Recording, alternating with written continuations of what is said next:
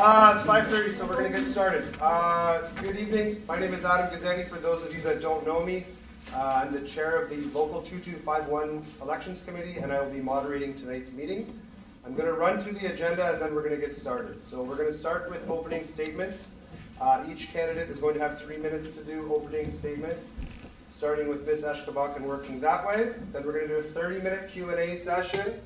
Answers will be limited to 3 minutes as well. If you're asking a candidate a question, please direct which candidate you're asking a question to, or it can be to all candidates. All candidates will have the opportunity to ask questions if it is asked of an individual candidate.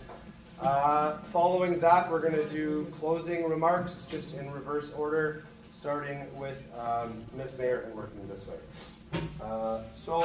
Like I told you, all 2 minutes and 45 hours, there'll be a long thing and let you know that that's coming. So we'll start with opening statements from Robin. Bonjour. My name is Robin Eshkabak, Kiki and Dejnakaz, Makwado Dam. I am from the Bear Clan.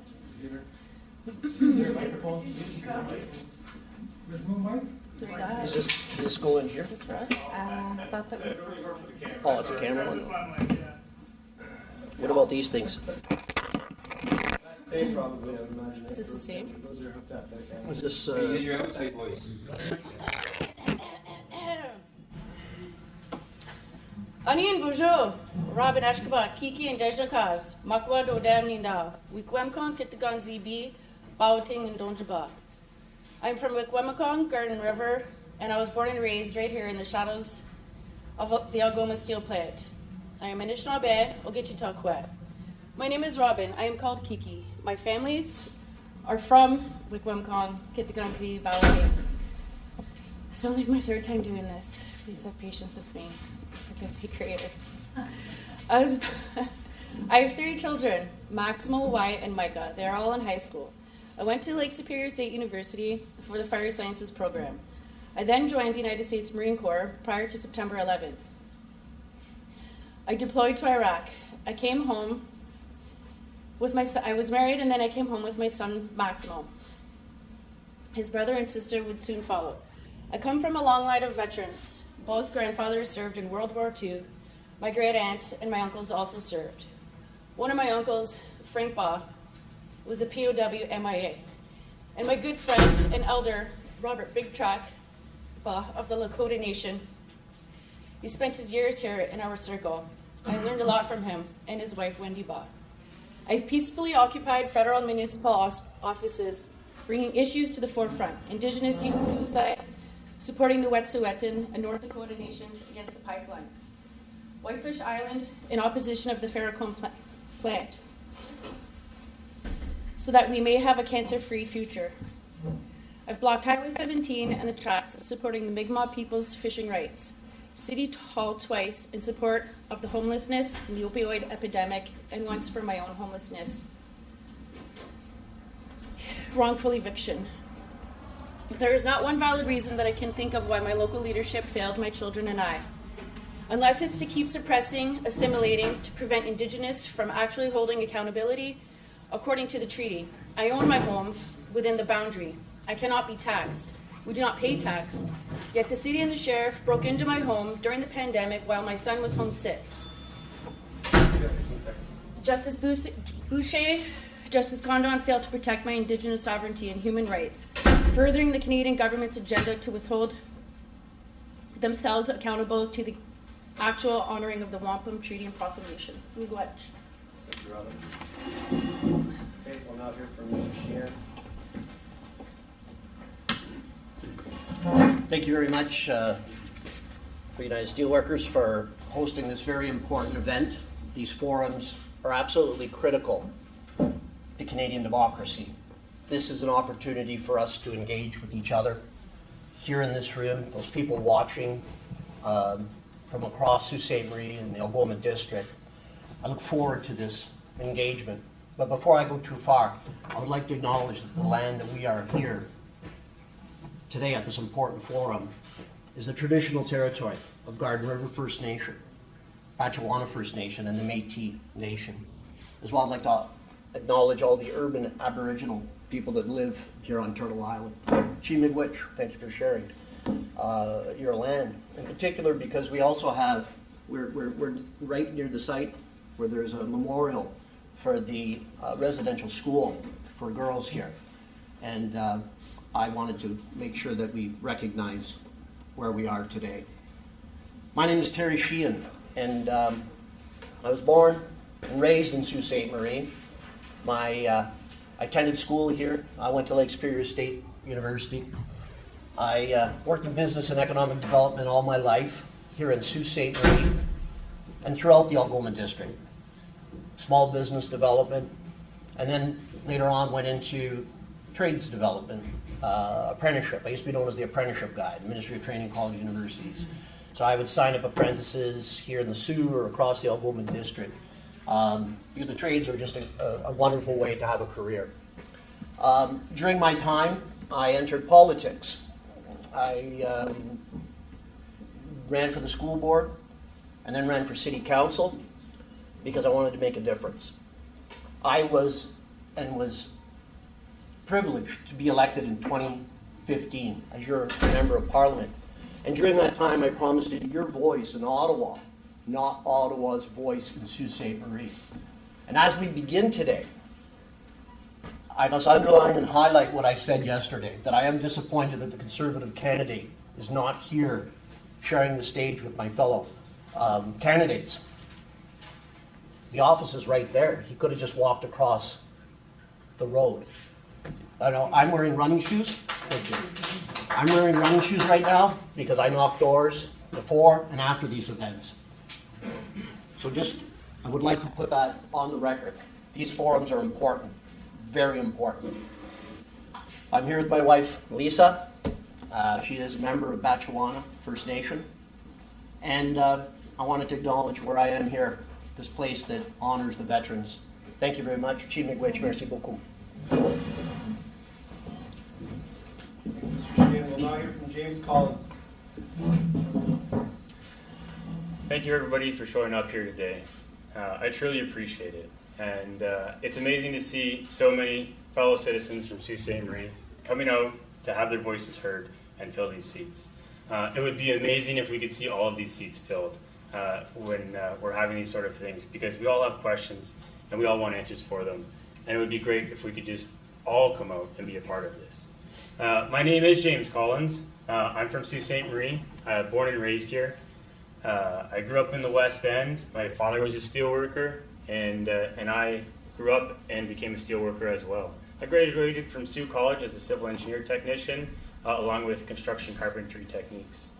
I went into construction with Palmer Paving, did survey around here, and then I moved to Niagara Falls and worked as a civil tech there as well. All while I joined the Canadian Armed Forces Reserves at the 49th year at the age of 18 and am currently serving today as a sergeant. Obviously I had to step away to be able to fill this role right now.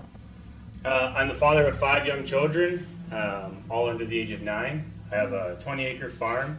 I know what it takes to put food on the table these days. I know the pain and suffering that Canadians are going through each and every day, trying to fill our cupboards, pay our rent or our mortgage, and fill our gas tanks.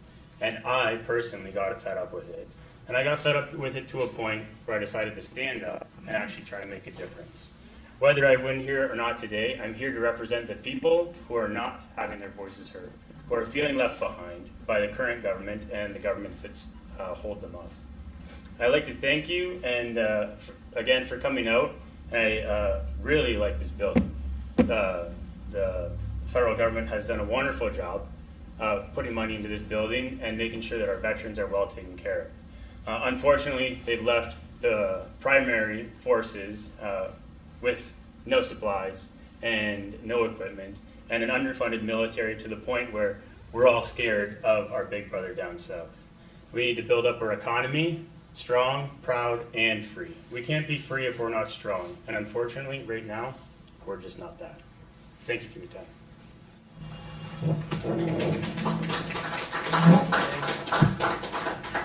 We'll now hear from Laura Mayer. Ani, everyone. Nigwampat Dejakalas, Mizwazagin Donchaba, Mishiketo Dem. My name is Laura Mayer. I'm from Mississauga First Nation, and I live in Blind River, Ontario. I grew up in Blind River. I went to school at Nipissing University, and when I was there, I picked up a husband from Nipissing First Nation and dragged him back to the North Shore. And so we've been living here ever since I graduated from Osgoode Hall Law School with my Juris Doctor. So I am a lawyer. I've worked previously as the Legal Development Director for Mississauga First Nation. I have worked as the Senior Political Advisor to the Anishinaabe Nation, and right now I'm the Executive Director of the National Council of Indigenous Midwives. For me, I'm running for the NDP because that's where my values are. I believe in people power. I believe that we need to prioritize people over profits. And I think that we're at a really critical juncture right now in our relationship with the United States. While the tariffs are about economic bullying, they're actually also about values, and what values that we have that we hold the most dear. And for the NDP, really, that's about socialized medicine and universal health care. And so those are the things that we need to ensure that we're protecting in our relationship with the United States. I would really like to talk about how much I love this place. This building is such an amazing combination of funding and innovation to actually get it to where it is right now. It's such an amazing space. I got to have lunch here the other day, and also to echo what Terry said, that this actually was the place where there was the Wagonosh Girls' School. I actually, one of my very dear friends and elders actually went to school here before it was demolished. So it's really great to see such an amazing initiative come out of a place that had such a kind of a poor history. And so it's a great use of land, and especially including excellent housing. So that's what I have for today. I'm excited to hear what all of your questions are and actually engage with you to hear what are the issues that you think are impacting our region the most, and actually having the time to talk with these people who are running as your candidate in this election. Very much.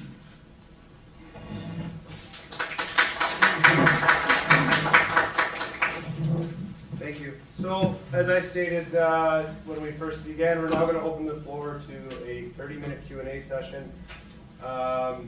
Please direct the question to the candidate that you're asking, and if it's for all candidates, just let us know if it's for all candidates. If it's for an individual candidate, other candidates are also going to have an opportunity to answer the question as well. So we'll begin.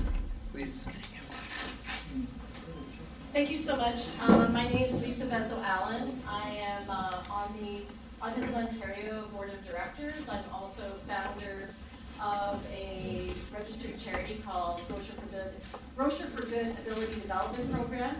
We have two social enterprises, Grocer for Good as well as Cafe for Good, and we employ people with disabilities.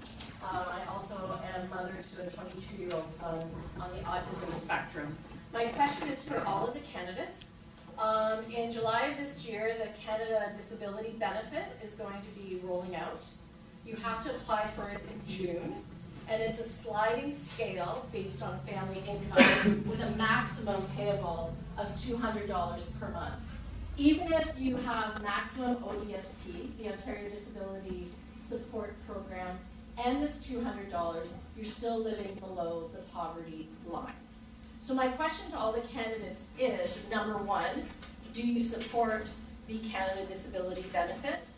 Will you support that is not on a sliding scale, that's based on the individual with a disability? And would you support an increase so that our folks with disabilities who do not ask to have a disability do not live in systemic poverty based on government programs? Thank you.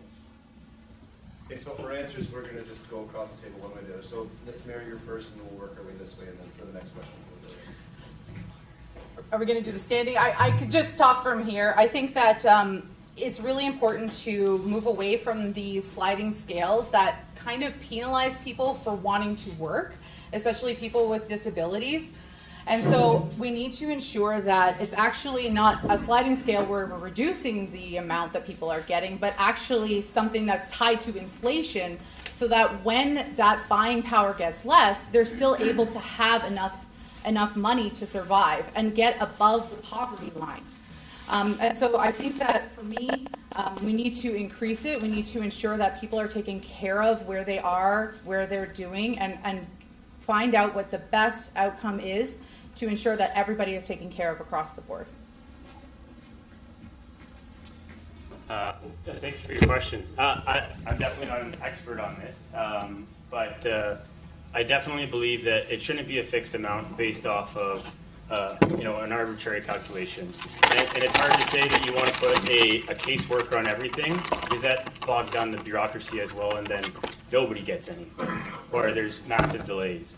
But I would love to see a case-by-case system where they're able to address the needs of the people and their individual needs and address their funding according to that.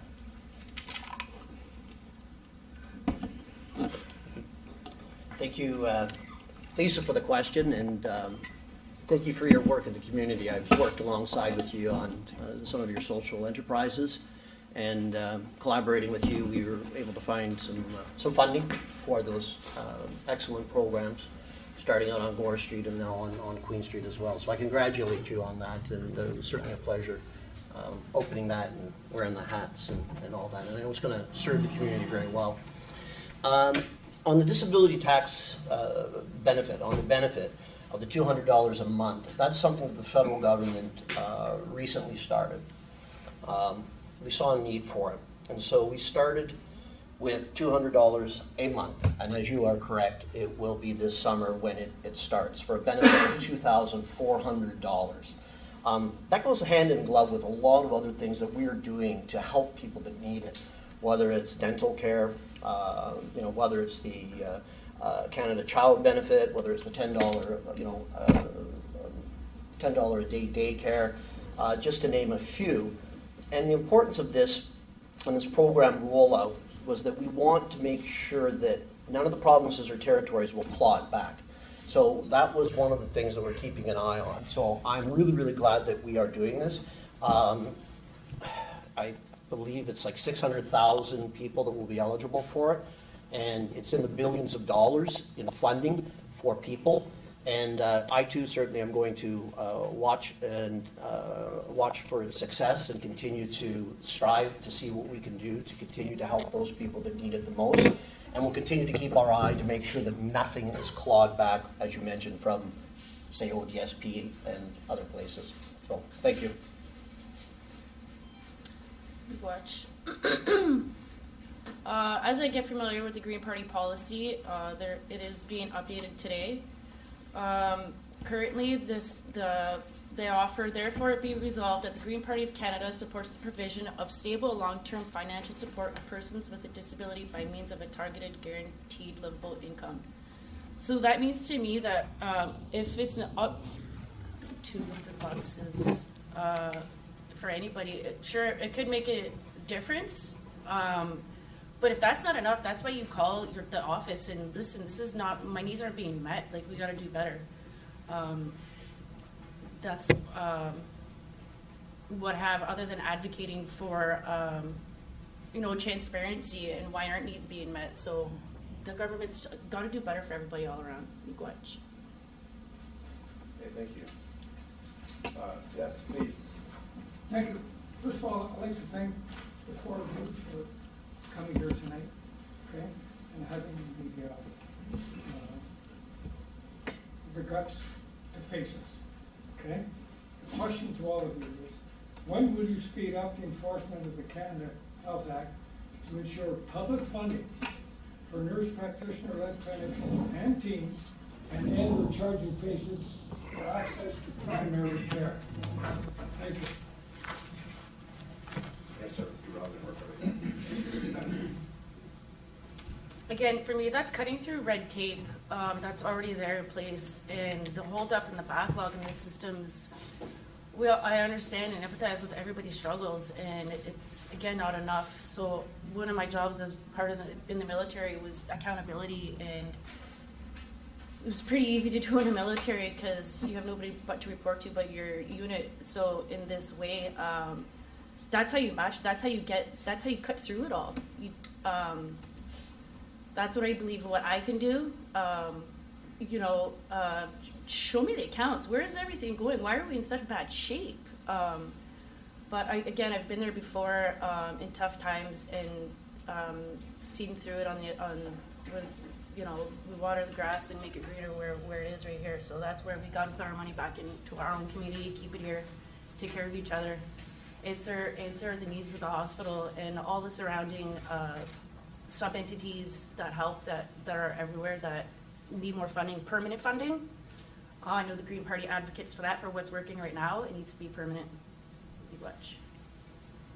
Well, thank you for the question, and I think it's really important question at this time as we face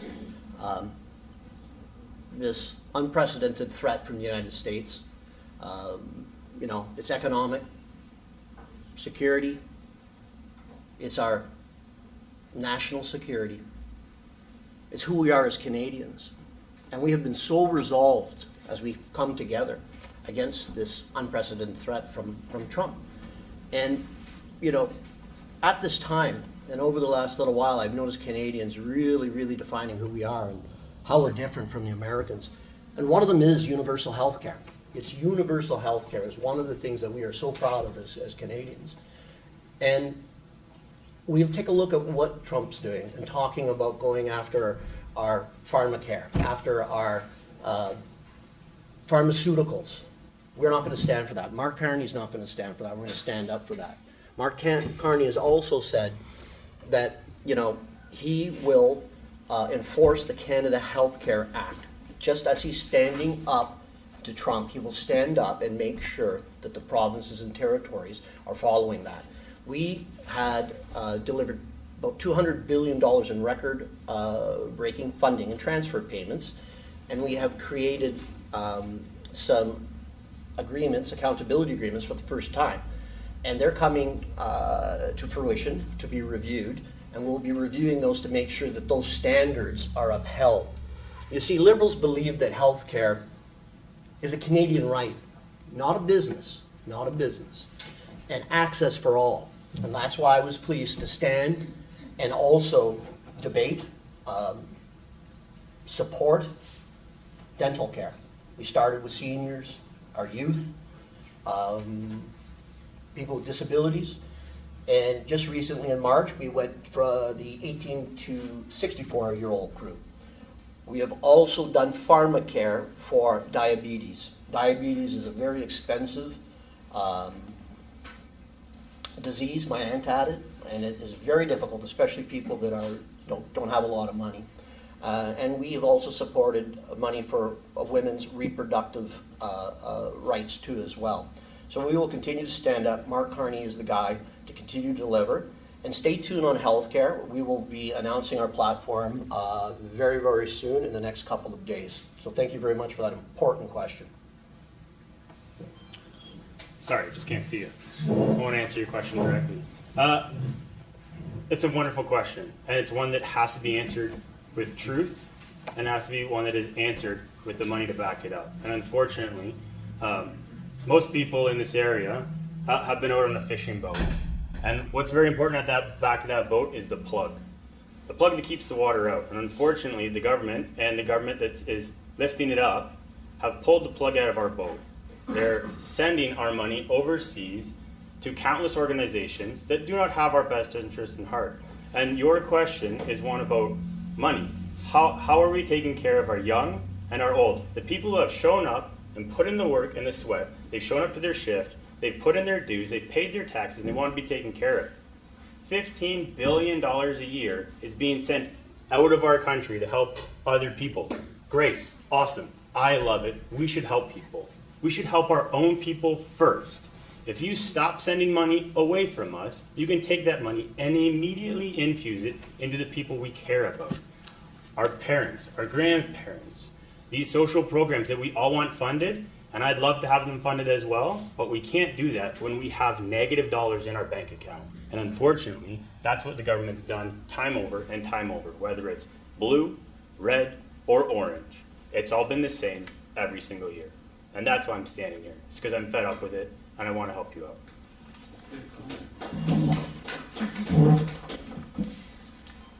I think that speeding up the enforcement of the Canada Health Act is really important. I think that we've all kind of witnessed the derostering of patients, not having enough nurse practitioners to serve the communities that we have. As somebody who's come from a smaller community, you know, we've had the threats of our ERs being closed. I know that there are some who have rotating closures because there is just not enough doctors, there's not enough nurses to have them open all the time.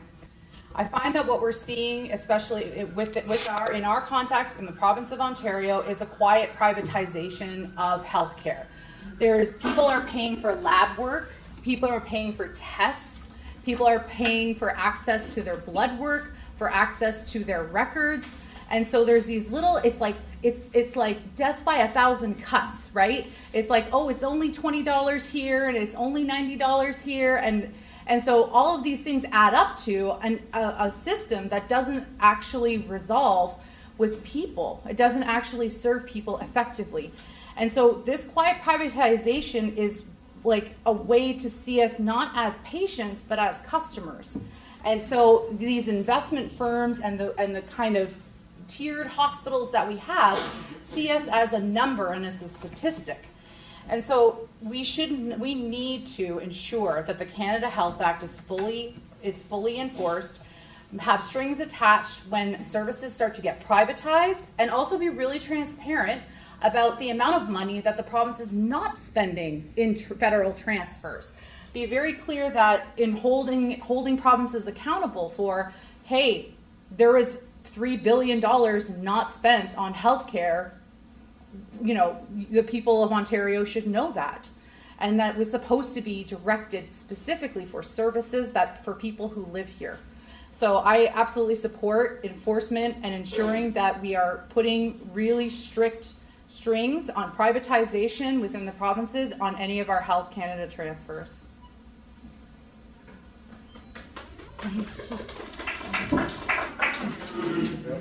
Yeah, Joe, go ahead.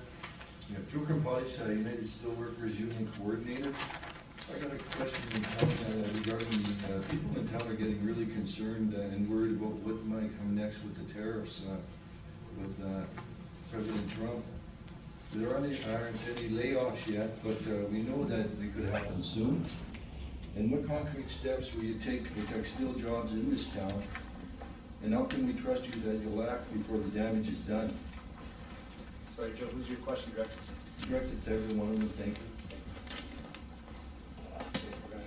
Start from this side? Far end, Yeah. I think that it is, we've all been watching with bated breath. Every day we look at what's going on in the United States and we're kind of seeing which tariff is going to be affecting Sault Ste. Marie Algoma. I think that the NDP is committed to ensuring that when we are dealing with tariffs and retaliatory tariffs, the amount and the revenue that we're collecting should go directly to the affected industry. So when there are layoffs that are within the steel industry, the actual relief should go to steel.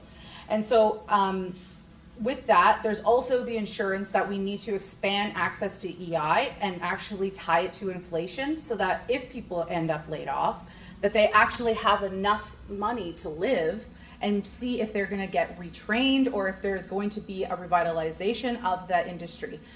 So that's short term. The long term is also ensuring that when we're talking about federal procurement, that we're looking and ensuring that we're using domestic resources effectively. And looking and going across the board to make sure that our domestic market is fully utilized and also ensuring that we are building new partnerships with international partners. So for the NDP, that's really about it, is creating a task force to analyze all of that and communicate with everybody in the industry at the federal level, at the provincial level, at the corporate level, and at the labor level, at the union level, to ensure that these pieces all get put together to protect our jobs and to protect people who end up, if they possibly get laid off. And so that's what the NDP plan is about, is protecting workers and protecting our employment.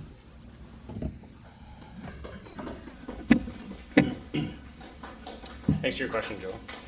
And I can truly appreciate the fears of layoff. I've been 2251. I've been in two shop as a ladle crane operator, and I know the fears that all the men and women have in the plant about the possibility of layoffs. The damage so far is already done. There's no going back on the damage that's been done so far. And unfortunately, tariffs are self-inflicted.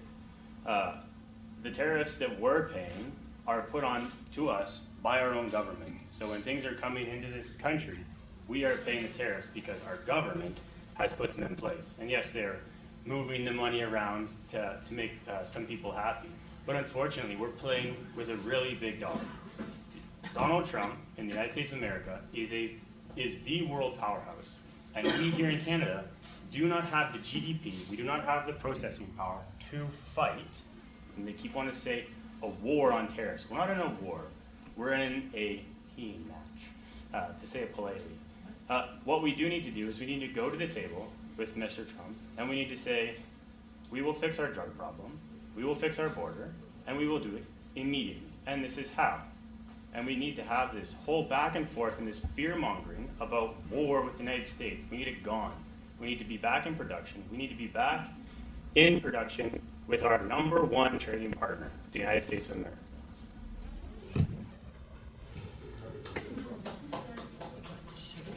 Thanks for the question, Joe.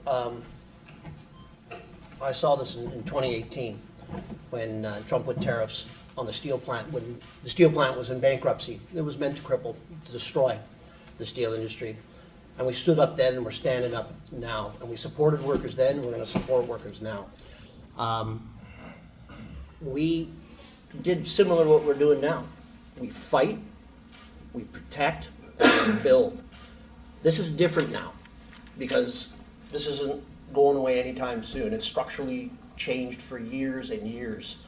And that is the new reality. So we're fighting. And how are we fighting? We identified $155 billion worth of counter tariffs. And when they put the tariffs on steel and aluminum, we matched them dollar for dollar, just not on steel and aluminum, but a number of other items to maximize the pain on the Americans and minimize anything that happens to Canadians.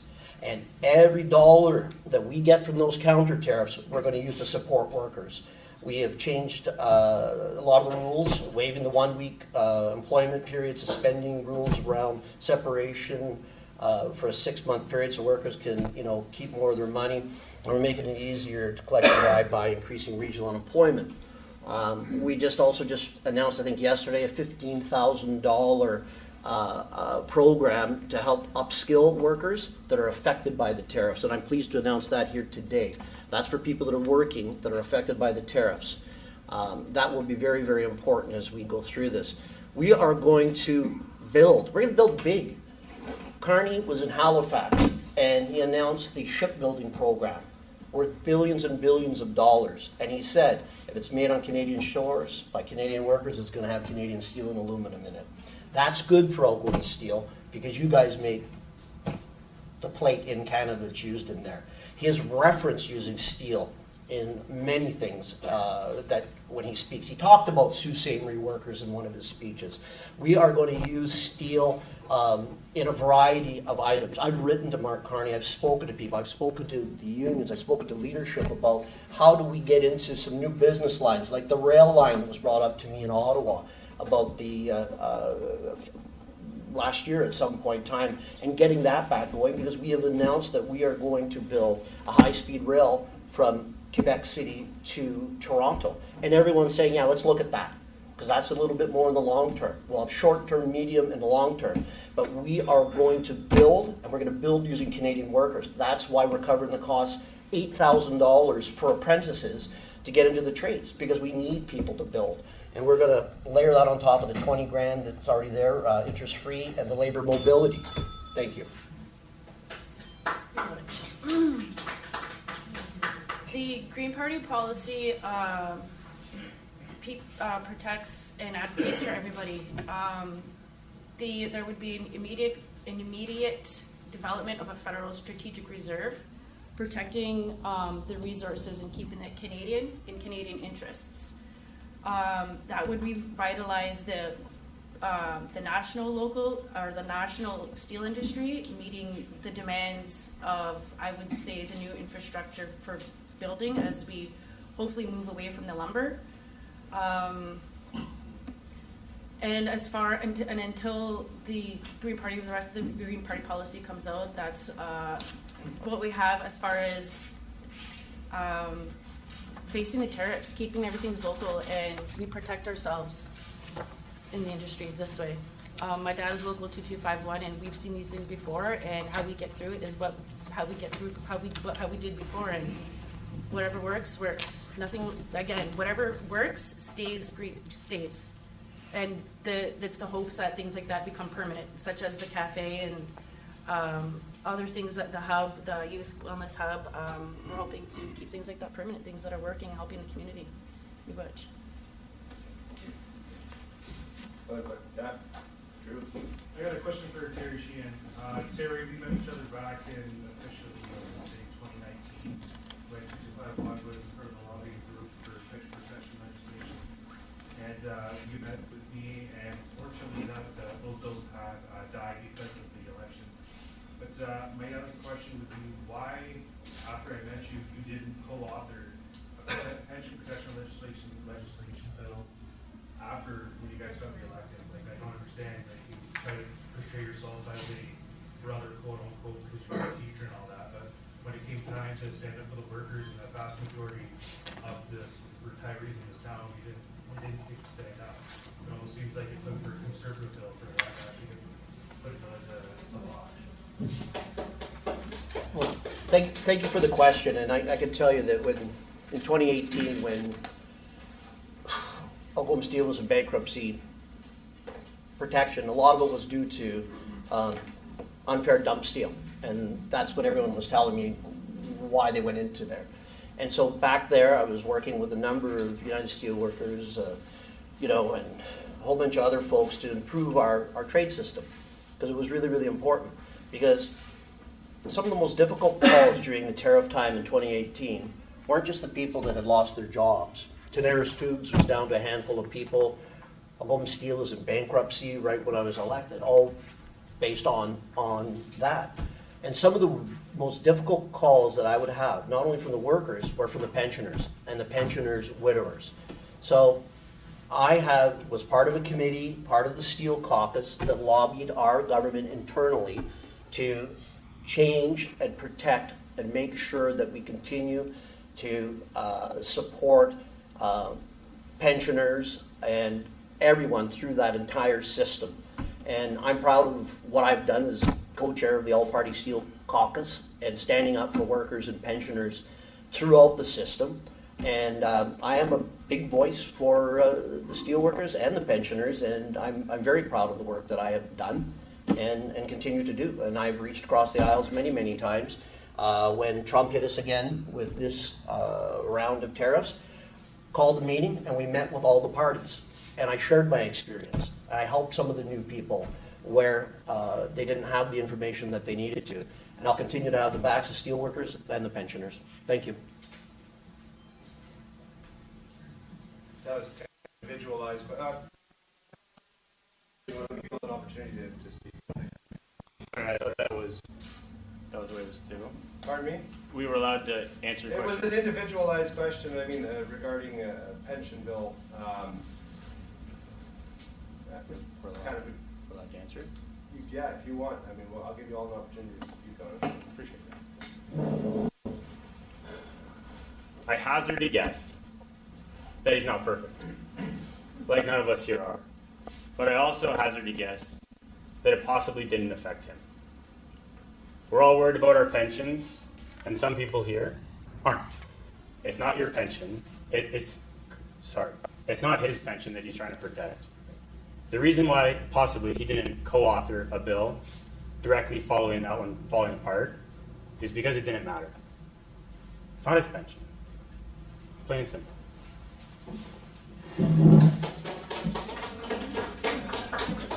And just to follow up what he said, just a rebuttal is, I became a parliamentary secretary after that, and I'm not allowed to co-author private members' bills. So that's one of the answers too as well. But I still worked diligently to protect and made changes, and we have made changes to bankruptcy and pensioners, and we've invested a lot in seniors, increasing the OAS, the GIS, and a multitude of things that have lifted hundreds of thousands of people out of poverty. So, thank you.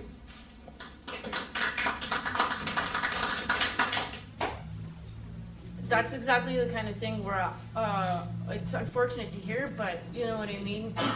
That would be my job 24/7, 365 is to advocate for that. Unbelievable that, you know, you work so hard and that you want to be able to, you know, not work yourself to the bone to keep the wolves away, so to speak, you know what I mean? So I definitely do a lot better than saying something and, you know, not following through much. Ms. Mayor, want to take the opportunity? I'll be incredibly quick because I know that we're running short on time. The NDP is absolutely, you know, the home for workers. We're the home for unions. You know, pushing for an anti-scab legislation, looking at pension protection in regards to bankruptcy proceedings. Those kinds of wins are really important to the NDP and are at the core of what we do. And so I'll keep it short because I know that there's a whole bunch of other questions and we don't have a lot of time left. So. Okay, so we have time for one more question. So, go ahead, Mark. Sorry. Okay, that's it. Yeah, my question. Yeah, I'm sorry. He had his end up first. So my question is for someone that's not here, and hopefully the media will work on it, because I've been following the news quite closely. The PC has yet to show up in Sudbury, has yet to show up at Naperville, has yet to show up in Thunder Bay, and he's not showing up here. By all accounts, he's a police chief. And my question would have been, security. How important is it for you to get security clearance? I'm a father, I'm a grandfather. I coach hockey. I had to get security clearance just to coach. I had to get security clearance just to coach my daughter to play soccer. I'm sure to be vetted, you all had to get security clearance. Am I right? So what makes the PC leader so different? We're in a situation with the United States. He needs to get that security clearance. But yes, he does not want to do it. He just wants to use it. No. He doesn't. No. That's a fact. Stop listening to freaking fake news. This is a fact. Okay, whoa. Hey, Mark, what's your question to the candidate? My question is, how would you be able to defend a country without security clearance and not knowing what's taking place around the world? Good question. Is that to all candidates? All candidates. And I hope you mean Wait, Robin, we're starting at you and going that way. Yeah, you don't. You want to know who's on your team and if they have your back. Like, basic brotherhood, sisterhood, and, you know, again, for him to be a part of that crew that took my family and out during the pandemic, I've had to do a lot of healing. I've had to do quite a bit of healing to not bring the old Robin out, to be quite honest with you. I can be violent for sure, 100%, but I had to get it together, and I see what's going on in the community, and even in the Marine Corps, for sure, everybody, you know, gets vetted. But that. I'm so sorry, but that just doesn't fly straight with me either. You should be doing what we've all had to go through across the board. We're here engaging with you, and as tough as it is for me, not knowing all the policies and how to speak on it, I know what the issues are, and I can speak to you one-on-one and advocate all day long. But at the end of the day, we are a community of action, and I know that because we're still pretty quite small knit. And I love that about our community, and I really want to protect that, and I really want it, you know, to see better all around. Miigwech. Well, thank you for the question, and it perplexes everyone that someone who wants to be prime minister is afraid of getting a security clearance or doesn't want to get a security clearance. It's so many questions out there. all the other leaders have done it, and it makes us a safer country. It makes us a safer country when our leaders aren't afraid, don't get a security clearance. It allows them to delve into things that need to be delved into. And nowadays, with the uncertainty of Trump and the tariffs and, the new changes that are happening, it is so important that our leaders have the security clearance. So it gives people the confidence in those leaders because, we're dealing with a whole bunch of issues around the world, including foreign interference. We have to take a look at all the countries, China, Russia, all over the world, but he refuses to do it. He's hiding from it. I don't know why he's hiding from it. Same thing is, why are these candidates hiding from these forums, these important forums? And this time as well, they're not even talking to the media. They refuse to talk to the media. I, in my beginning, talked about being your voice, Sault Ste. Marie Algoma's voice in Ottawa, and not Ottawa's voice here. But right now, what you are experiencing is Pierre's voice, Pierre Poilievre's voice here. That's it. So if you want somebody that's going to stand up for Canada, that's going to stand up for Sault Ste. Marie, and is going to stand up for Algoma, that's me. I'll be your voice. I'll be a strong voice, and I'm not afraid of anyone.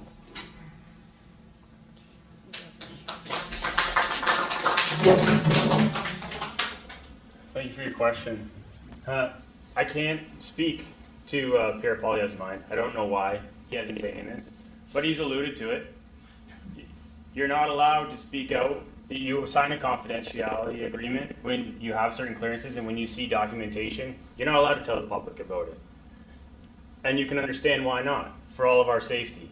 We don't want top secret information just milling about. But if you do hear something and you want to talk about it, you're allowed to. If you don't have that clearance, which binds you to not talking about it. I can understand that. I can't understand why the Conservative members aren't showing up to these meetings. They need to get out. They need to have you ask that question to them. They need to answer it. And I can't speak to why they're not showing up, but it is a shame. And the leader, if it becomes Pierre Poilievre, will have to get that clearance. You don't have to ask that question. He'll just have to do it, or he doesn't get the job. Plain and simple.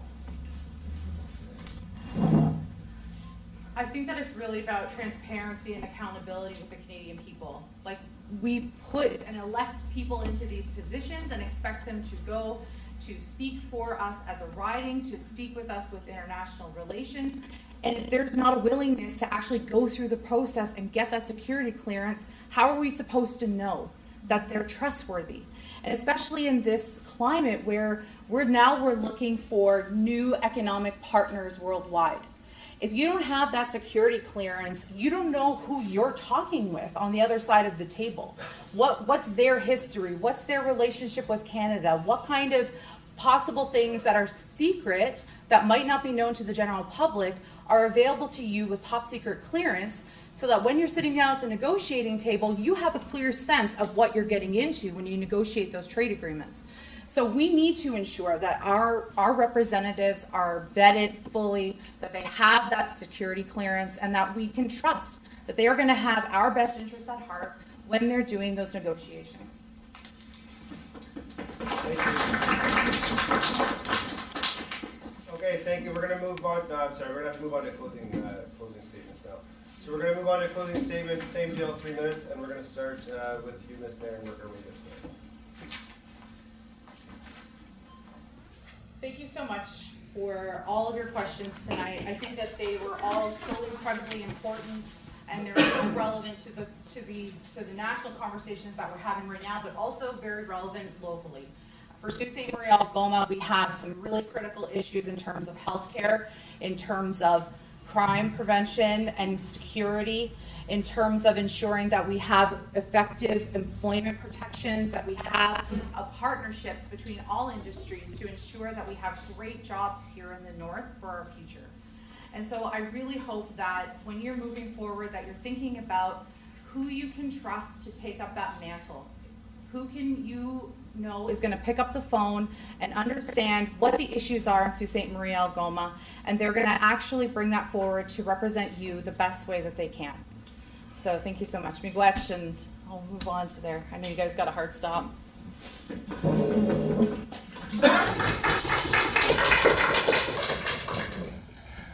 Again, thank you all for showing up, and thank you for all who tuned in today or later on to be informed, because that's really all this is about. Is you're here to figure out the information so you can make an informed decision come election day. We hear so much about fear each and every day, and it is driving our country apart. Whether you voted orange, blue, red, or green before. And unfortunately, every single party is saying the same thing. Be afraid, be afraid, be afraid. Be afraid of the orange, be afraid of the green, because what they're going to do. Be afraid of the other color, because that's how they're driving this country right now. And it's sad and it's sickening to see. What we need to be talking about each and every day is our strengths. We need to be talking about how we can pour 100% of the steel that is going into our arms manufacturing from Algoma Steel. Not steel is going into it. We need to make that commitment where 100% of the steel is going to be coming from Canadian manufacturers. 100% of the steel in our bullets is coming from Canadian manufacturers. 100% of the steel and aluminum in our planes. We are an export nation. 80% of our GDP is export. We need to stop sending stuff away from us and start using it in our own country for our own stuff. You want to see Made in Canada stamped on everything, not just elbows up Canada. You want to see, when you go into Canadian Tire, Made in Canada. When you go to the dollar store, you want to see something in there that says Made in Canada. We are pumping millions, billions, and trillions of dollars out of this country and bankrupting ourselves. And we're doing it with a smile on because the government says, here's a subsidy check. Here's a carbon rebate. Here, look, your gas prices have gone down after we shot them through the roof and made you suffer this whole time. Oh, it's an election season. By the way, here's a carrot, come along. It's frustrating. It's driving people insane that they can't talk to their neighbor about politics because it's so divisive. We should be able to get together as a community, have intelligent discord, and come together to make a collective decision. I'm James Collins. Vote for me because I'm honest and I'm a man of integrity, and I have proven it each and every day of my life. Thank you.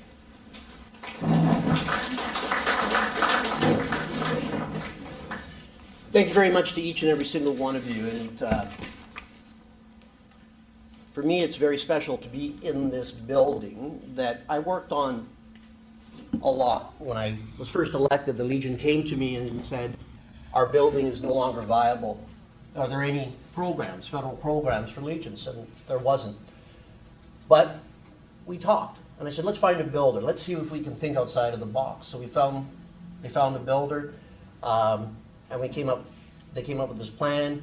But the Canadian government didn't fund these things. Never did. So what we did is we set a good precedent. We set a really good precedent, and we got the funding for this. The Legion locally also had to work with the National Legion because they said the same thing. We just don't do these sort of things. And today we have a brand new home for the Legion for our veterans to receive care with their own private entrance and facility. We have 108 units of people here, veterans and a whole bunch of other people, in a beautiful Legion Hall. My name is Terry Sheehan, and I promised to be tenacious in representing you and going after every single thing I could. Because you know what? Our population had been declining. And that's why I got into politics. We're finally growing again.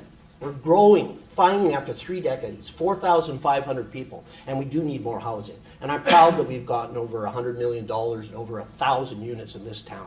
And we have a plan at our Mark Carney that's going to double the amount of houses, from 250,000 to 500,000. So I am going to get more housing in here, I guarantee you. I am proud to say that during my tenure, we have had over $1 billion invested into this community. this community here. And I believe that is part of the growth. And that happened because I was able to work with so many groups, so many stakeholders, including labor. And they've given me some fresh ideas that I am acting on right now. We will stand up to Trump, this unprecedented economic security attack, and this affront to our sovereignty. We are Canadian. We are Team Canada. We are Canada strong. And I'm so proud of everyone I represent. That no matter where I am, knocking on doors at Elliott Lake or up in Wawa and all places in between, everyone is coming together united. And we are going to win this. Trump had no idea what he was getting into and how powerful we are. We hit back hard. We work with provinces and territories, and they felt it. And we are going to continue to fight. We will protect workers, and we're going to build big. We're going to build big like we never built before. We're going to tear down the barriers for interprovincial trade. We are going to make sure that people have opportunities, and we are going to use Canadian steel and this building program. Thank you very much.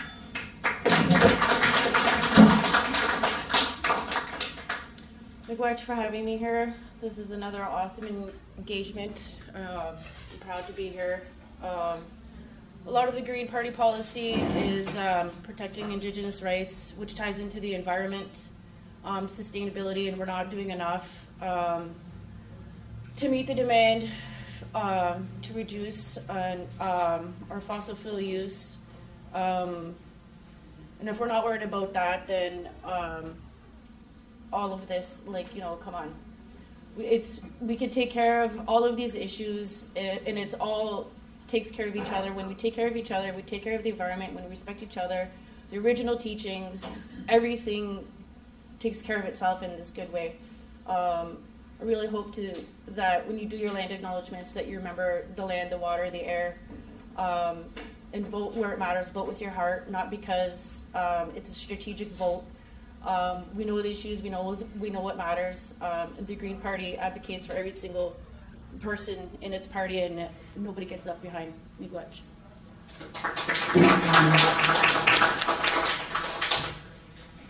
Okay, this concludes our all candidates meeting. I'd like to thank you all for coming.